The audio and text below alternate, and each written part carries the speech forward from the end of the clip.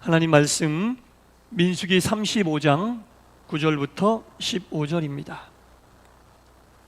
민수기 35장 9절부터 15절 말씀 한 절씩 교독하겠습니다.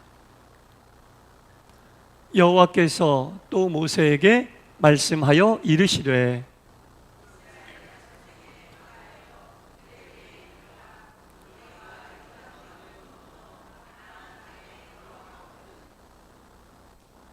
너희를 위하여 성읍을 도피성으로 정하여 부지 중에 살인한 자가 그리로 피하게 하라.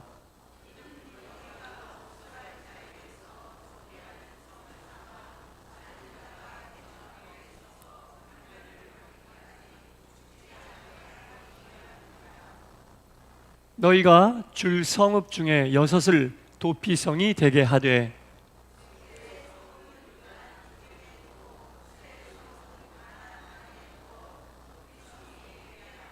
다 같이 이 6 성읍은 이스라엘 자손과 타국인과 이스라엘 중에 거류하는 자의 도피성이 되리니 부지 중에 살인한 모든 자가 그리로 도피할 수 있으리라.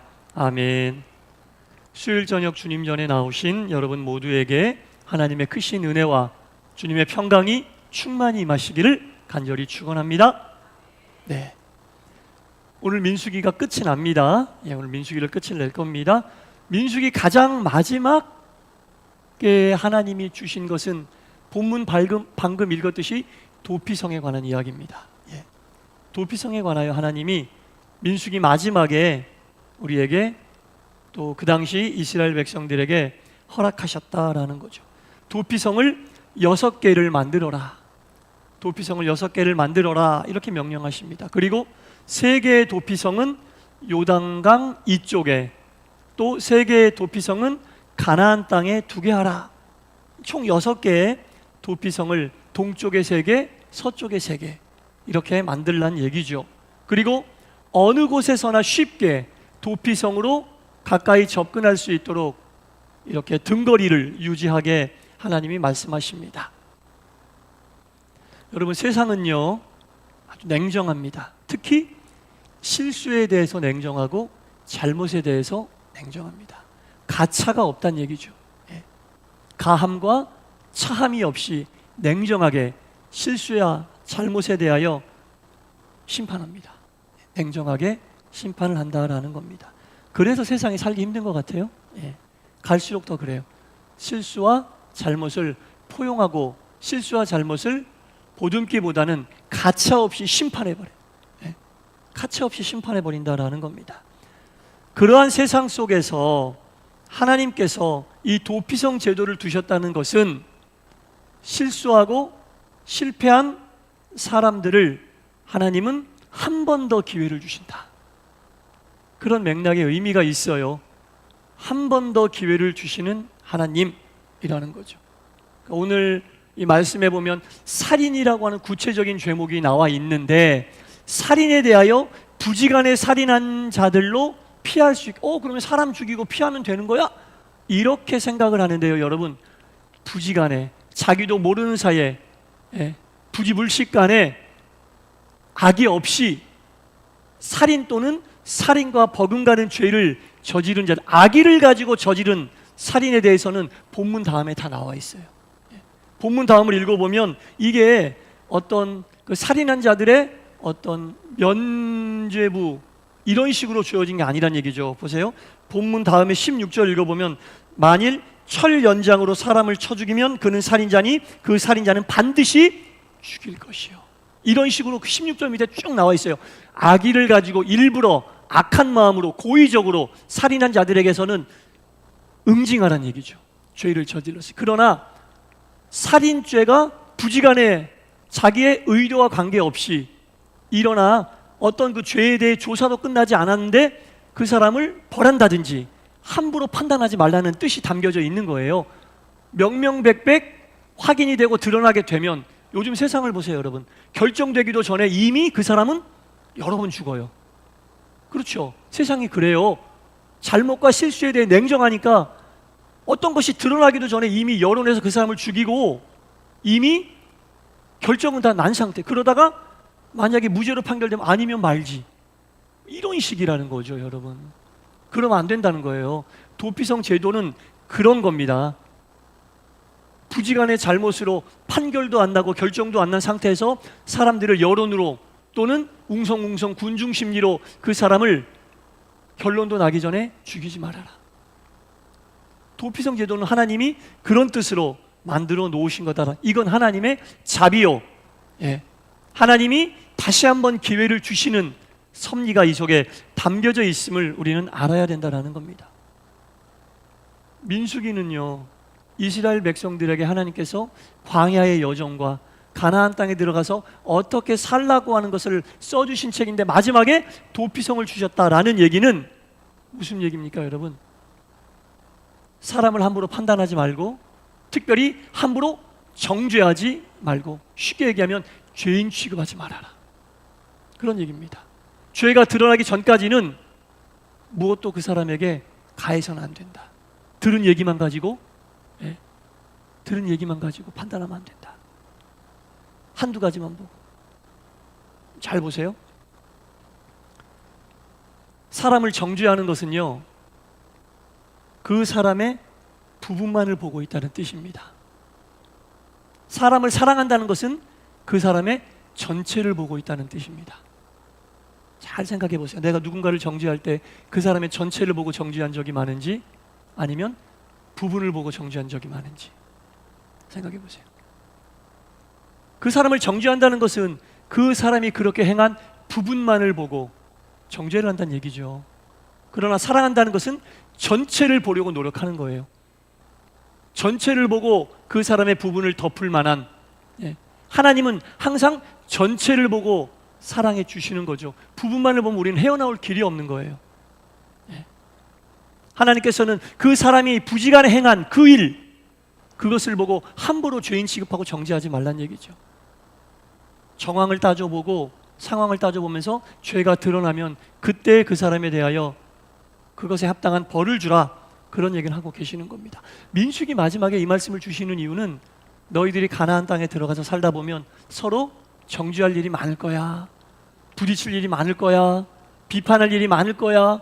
그때마다 그 사람을 쉽게 판단하지 말아라, 그 말씀을 하고 계시는 거고, 서로가 서로에게 도피성이 되어 주어라, 그런 얘기입니다. 여러분, 우리는 옆에 있는 사람들에게 도피성이 되어주고 있습니까? 부분을 보고 정죄하는 사람이 되고 있습니까? 서로가 서로에게 도피성이 되어주어라. 피할 수 있을 도피성이 되어주어라. 저 사람 저렇대 얘기 듣고 그냥 막 부풀리지 말고, 서로에게 도피성이 되어주어라.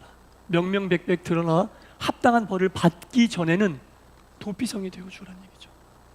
죄가 명명백백한데도 감싸기만 하라는 얘기가 아니라 확실하게 드러나기 전까지는 그들이 도피성이 되어주는 그런 서로서로의 도피성이 되라, 이 메시지를 마지막으로 이스라엘 백성들에게 민수기를 통해 주고 있다라는 겁니다. 우리는 죄인이에요. 예수님이 십자가에서 우리를 위해 목숨을 내어 주셨잖아요. 그래서 우리가 다시 새 생명의 기회를 얻은 겁니다. 도피성에 들어갔다가 죄인이 아님이 밝혀진 사람이 이미 죄가 밝혀지기 전에 많은 대중들로부터 살인에 가까운 질책을 받았다면 그 사람은 이미 죄가 밝혀지기도 전에 새 생명을 얻을 기회조차 박탈이 돼버린 거예요. 아니면 말지, 대중들은 그래 버리거든요. 근데 그 피해를 받은 사람은 다시 일어설 수 있는 기회조차 박탈을 당해버린 거라는 겁니다. 예수님이 우리를 위해 십자가에서 돌아가시고 죄인된 우리를 살려주셨다는 것은 예수님이 친히 우리의 도피성이 되어주셨다는 거예요.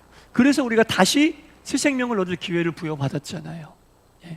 다시 새 생명을 얻을 기회를 부여받았다라는 겁니다. 예수님의 십자가는 우리의 도피성이었다.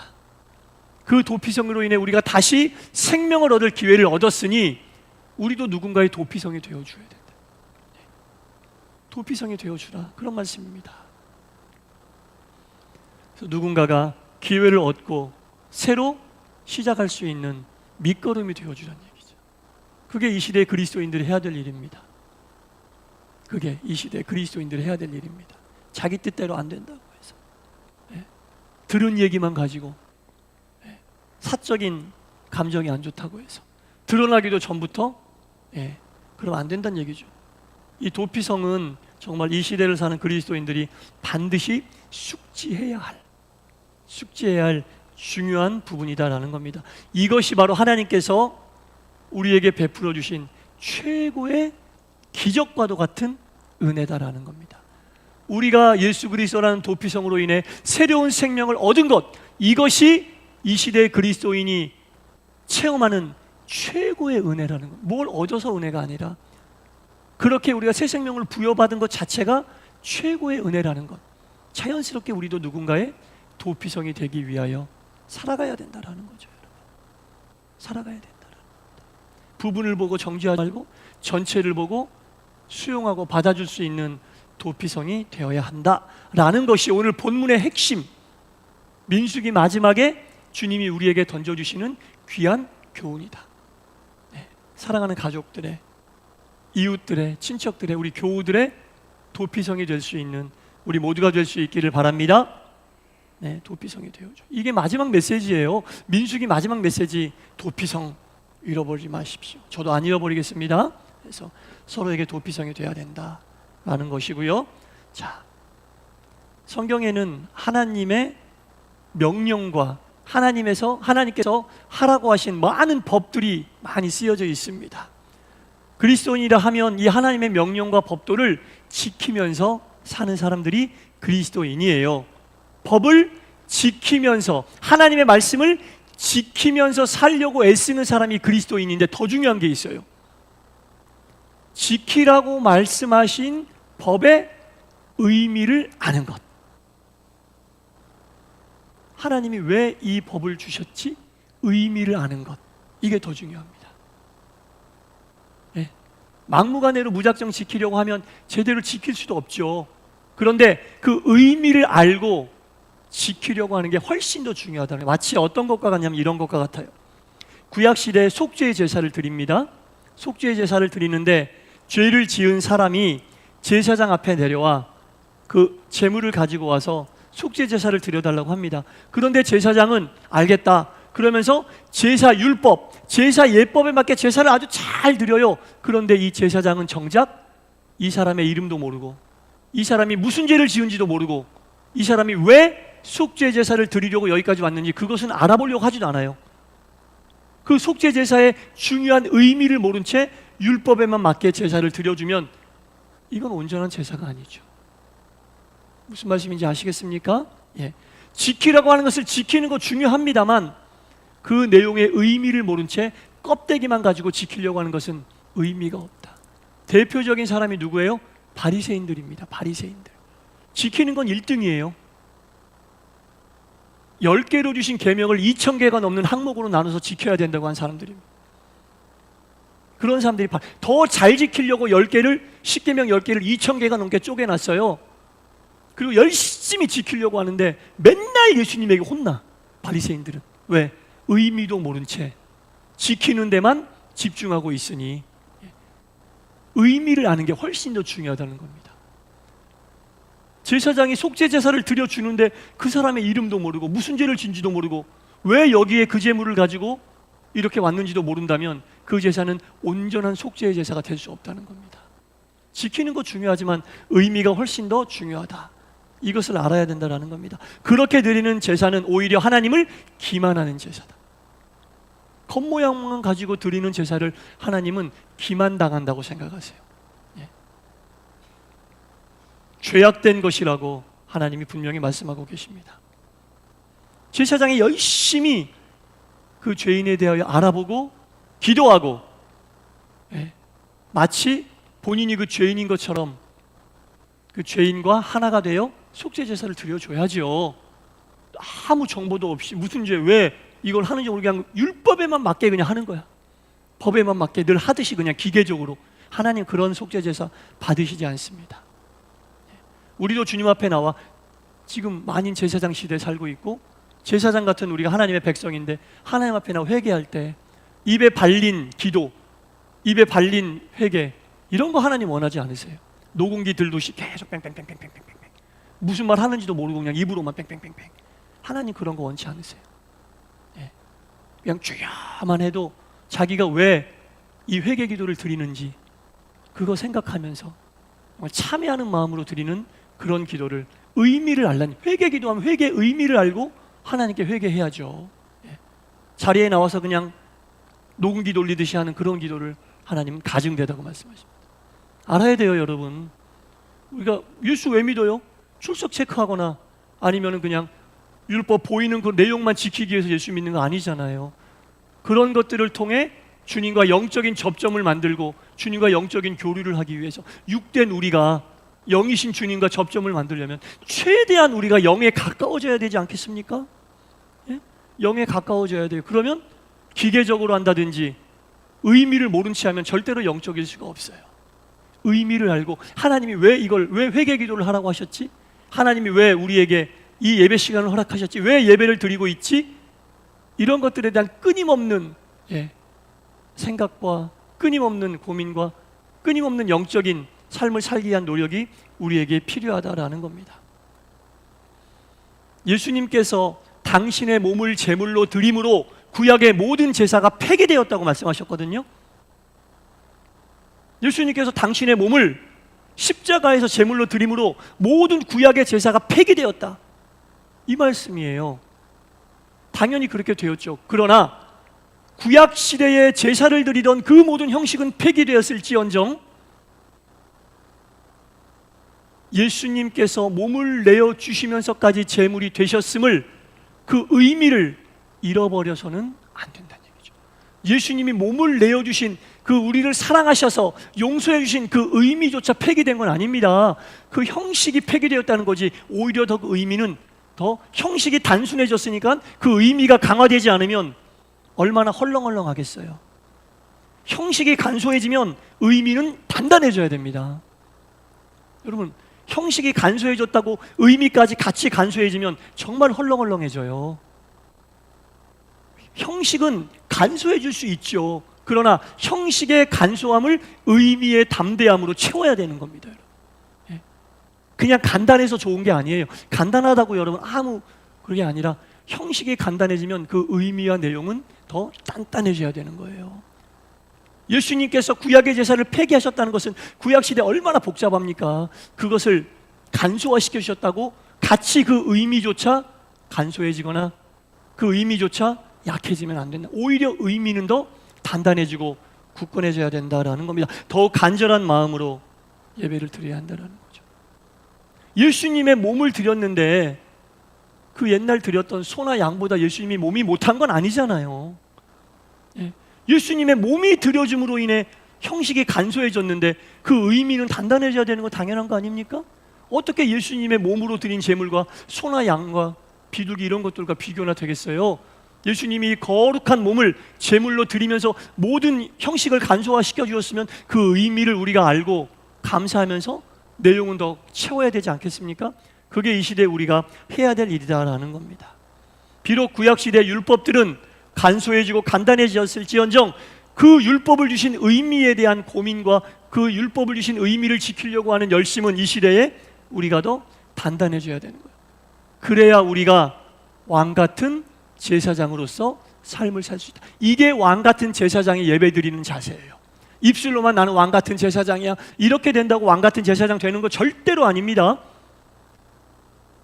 예수님께서 당신의 몸을 거룩한 제물로 드려 모든 구약의 제사를 폐지시켜 주셨던 것처럼 그 의미를 알고 거룩한 제물 예수님으로 인해 내가 이렇게 하나님께 구약 시대처럼 복잡하진 않지만 간소해진 모습으로 예배를 드리지만 그 의미는 내가 더 뜨겁게 간절한 마음으로 예배를 드릴 때 비로소 우리는 왕같은 제사장으로 예배를 드리고 있는 거예요. 막 화려하게 오케스트라 갖다 놓고 그렇게 드리는 예배가 왕같은 제사장이 아니라 거룩한 제물이신 예수님이 구약의 제사를 폐기시키신 의미, 그 의미를 알고 예수님이 제물로 드려지는 예배를 내가 드리고 있다. 내 앞에서 예수님이 제물로 드려지고 있다면 거룩하지 않을 사람 어디 있겠어요? 여러분, 내 앞에서 예수님이 제물로 죽어가는 제물로 내 앞에서 예수님이 제물로 나 대신 바쳐졌다라는 것을 눈으로 보고 있으면 거룩해지지 않을 성도가 어디 있겠어요? 그런 심정으로 예배를 드리는 것이 우리가 왕 같은 제사장으로 예배를 드리는 거예요. 할렐루야 주야 막 오케스트라 빵빵 갖다 놓고 막 몇만 명 모이는 예배, 그게 거룩한 왕 같은 제사장이 아니라니까요. 예수님이 제물로 드려진 것을 통탄하며 가슴 아파하며 나 때문에 예수님이 그렇게 돌아가셨다는 것을 알고 정말 속지 않은 마음으로 드리는 그 마음이 클수록 우리는 왕 같은 제사장으로 예배를 드리는 것이다. 이거 분명히 알아야 됩니다. 구약시대의 제사장들이 레위기 때 했잖아요. 그 살아있는 동물의 배를 갈리며 내장을 다 뒤집어내고 본인이 직접 각을 뜨고 제단 위에 올릴 때 그 마음이 얼마나 간절해, 그런 심정으로 예배를 드리자는 얘기죠. 그러한 마음으로. 그런데 예수님이 그 모든 형식은 폐기시키셨으니 간소하게 드릴지언정 마음은 그런 마음으로 드려야 한다. 그러니까 민수기는 도피성으로 마무리를 하시지만 전체적으로 마무리할 때는 그런 거예요, 여러분. 예배에 대해서 하나님이 주신 율법을 지키는 것을 예배로 예를 들어서 제가 지금 설명을 드리고 있는 겁니다. 이런 의미를 모르잖아요. 신앙생활 하는 것은요, 헛일이에요. 의미를 모른 채 신앙생활 하는 것은 헛일입니다. 몸만 나와서 그렇게 그냥 행위하고 있는 거예요. 헛일이에요. 이스라엘 백성들이 신의 광야에서 보낸 그 40년의 그 의미를 잃어버리고 가나안 땅에 들어갔다. 그럼 신의 광야에서 보냈던 40년은 헛고생이었던 헛고생.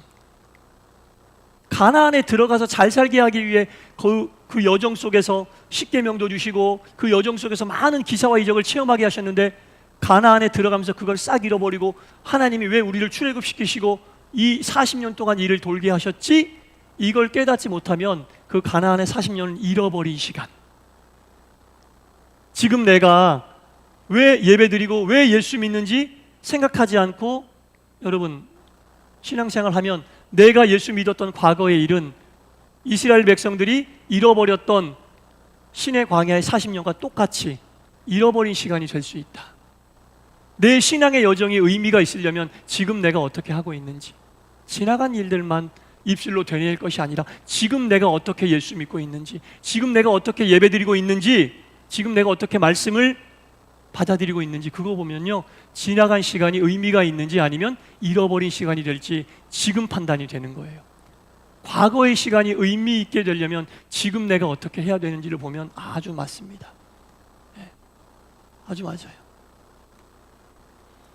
하나님께서 이스라엘 백성들에게 분명히 민수기서를 통해 알려주십니다. 민수기서를 통해 알려주십니다. 서로에게 도피성이 되어서 가나안 땅에 들어가 살아야 하고 민수기를 통해 준 모든 율법과 명령을 그 의미를 알고 지켜라. 여러분 의미를 알아야 돼요. 의미를 알고 지키는 것과 그렇지 않은 것은 완전히 지나간 모든 시간들의 잃어버린 시간이 될 수도 있다. 지금 내가 어떻게 하고 있는지. 신앙의 왕년은 없어요. 옛날은 없어요. 과거는 없어요. 지금 잘하면 그게 빛이 나지만 지금 제대로 못하면 그게 잃어버린 시간이 될 수도 있다. 반드시 기억해야 됩니다. 기도하겠습니다. 하나님 아버지, 하나님은 이스라엘 백성들에게 가나안에 들어가기 전 민수기서의 교훈을 통하여 서로에게 도피성이 되라고 말씀하고 계십니다. 무언가가 드러나지도 않았는데 들리는 말로만, 스치고 지나가 잠깐 본 것으로만 섣불리 서로를 판단하지 말고 명명백백 드러나기 전까지는 품고 위해를 가해서는 안 된다고 주님은 서로에게 도피성이 되어 줄 것을 명령하고 계시며 민수기서 내내 주시는 모든 율법과 하나님의 말씀의 의미를 깨닫고 행하라고 말씀하고 계십니다. 무작정 지키기보다는 하나님이 말씀하신 의미를 알고 지킬 때 그 속에 하나님의 사랑도 들어있고 그 속에 하나님의 은혜도 들어있고 그 속에 바른 믿음의 길에 이정표가 있음을 알라는 말씀입니다. 이 시대 그리스도인인 우리 모두가 하나님이 주신 이 말씀을 가슴에 새기게 하시고 지금 잘해서 지나간 우리의 모든 믿음의 여정이 반짝반짝 빛이 나는 은혜로운 믿음의 기초로서 인정되어지고 하나님께 영광 돌리는 시간이며, 이 시간, 이 시대에 우리도 아울러 하나님께 영광 돌리는 믿음의 길을 가는 그리스도인으로 세우시고 인도하여 주시옵소서. 예수님 이름으로 기도드리옵나이다. 아멘.